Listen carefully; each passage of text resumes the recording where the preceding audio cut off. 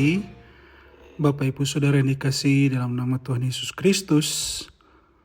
Pagi hari ini kita akan mendengarkan renungan firman Tuhan yang terdapat di dalam Efesus pasal yang kedua, ayat 8 dan 9. Efesus pasal yang kedua, ayat 8 dan 9 dikatakan, sebab karena kasih karunia kamu diselamatkan oleh iman, itu bukan hasil usahamu tetapi pemberian Allah.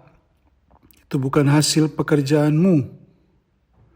Dan di dalam 1 Korintus 15 ayat yang ke-10 katakan, tetapi karena kasih karunia Allah aku adalah sebagaimana aku ada sekarang, dan kasih karunia yang dianugerahkannya kepadaku tidak sia-sia.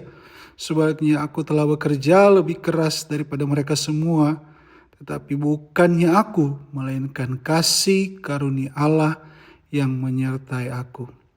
Nah, Bapak Ibu yang dikasihi dalam nama Tuhan Yesus Kristus, kasih karunia adalah inti dari kehidupan orang percaya. Kita tidak diselamatkan karena hasil usaha kita atau kebaikan kita atau pekerjaan kita, melainkan murni karena anugerah Allah. Nah, Paulus menegaskan bahwa identitas pelayanan dan keberadaannya sekarang adalah hasil kasih karunia. Namun, kasih karunia itu tidak boleh menjadi sia-sia, melainkan harus tampak dalam tindakan yang nyata. Nah, kasih karunia bukan hanya untuk dinikmati saja, tetapi untuk kita hidupi dalam kehidupan kita. Inilah yang dimaksud dengan kasih karunia dalam tindakan kita. Nah, pagi hari ini saya akan membagikan beberapa poin lewat firman Tuhan pagi hari ini. Yang pertama adalah bersyukur. Dalam 1 Korintus 15 ayat yang ke-57 dikatakan, tetapi syukur kepada Allah yang telah memberikan kepada kita kemenangan oleh Yesus Kristus Tuhan kita. Nah, di sini kasih karunia pertama-tama membawa kita kepada kehidupan yang penuh ucapan syukur. Tanpa Kristus kita hidup di bawah belenggu dosa, tetapi sekarang kita memiliki kemenangan di dalam Kristus. Kita adalah orang-orang yang menang, orang-orang yang menyadari anugerah yang daripada Tuhan itu membawa sukacita, bukan kita bersungut-sungut, tetapi kita ada rasa bersyukur lewat sikap hati, perkataan kita, ekspresi, dan di dalam hidup kita sehari-hari, Bapak Ibu. Nah, yang kedua adalah bagaimana kita mau bersaksi.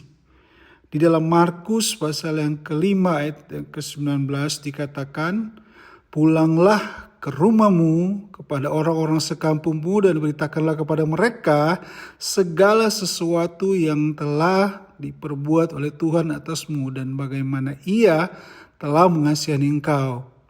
Bagaimana kita melihat kasih karunia yang kita terima harus dibagikan melalui kesaksian hidup orang yang diselamatkan. Tidak mungkin kita hanya berdiam saja, tetapi kehidupan kita menjadi saksi, bukan menjadi beban, Bapak Ibu. Nah, respon kasih kita bagaimana dalam setiap kehidupan kita? Mungkin kita menyaksikan orang berjalan menuju kebinasaan tanpa memberitakan jalan keselamatan kepada mereka. Lewat keluarga kita, lewat teman-teman kita, kita dipanggil untuk menceritakan karya Tuhan kepada orang yang ada di sekitar kita, orang-orang yang kita kenal, Bapak Ibu. Nah, biarlah kehidupan kita, dimanapun kita pergi dan berada, kehidupan kita menjadi kesaksian.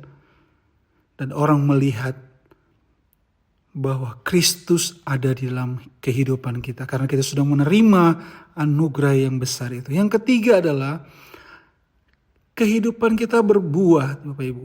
Dalam Yohanes 15 ayat yang ke-8 dikatakan, dalam hal inilah Bapakku dipermuliakan, yaitu jika kamu berbuah banyak, dan dengan demikian kamu adalah murid-muridku.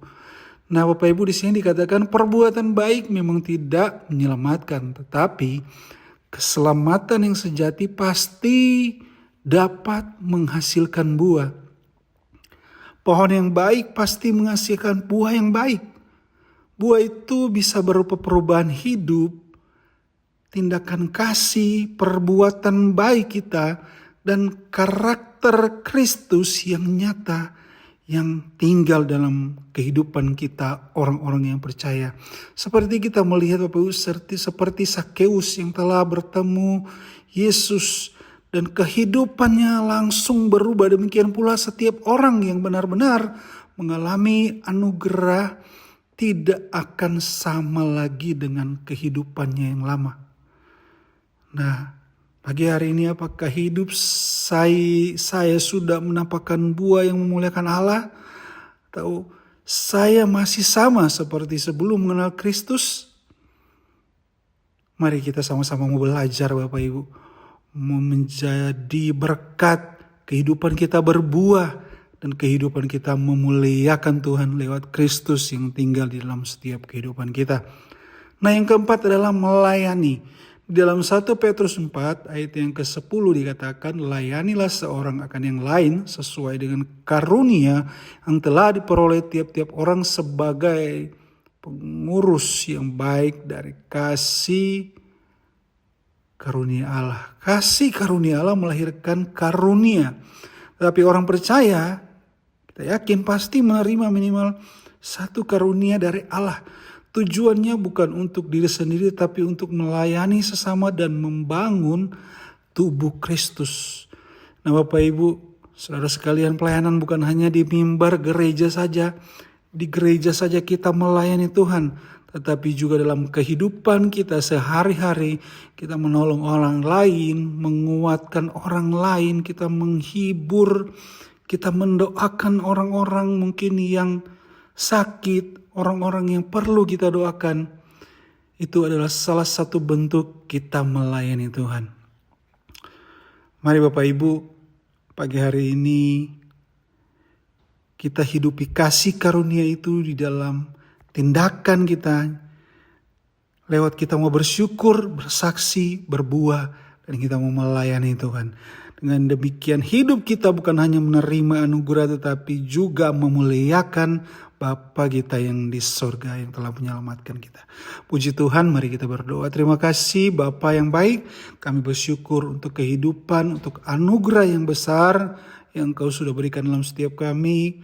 Kami percaya, kami mau hidup bersyukur, kami mau hidup bersaksi, berbuah, dan melayani orang-orang yang ada di sekitar kami. Terima kasih Bapa yang baik. Kami mau berjalan bersamamu pagi hari ini.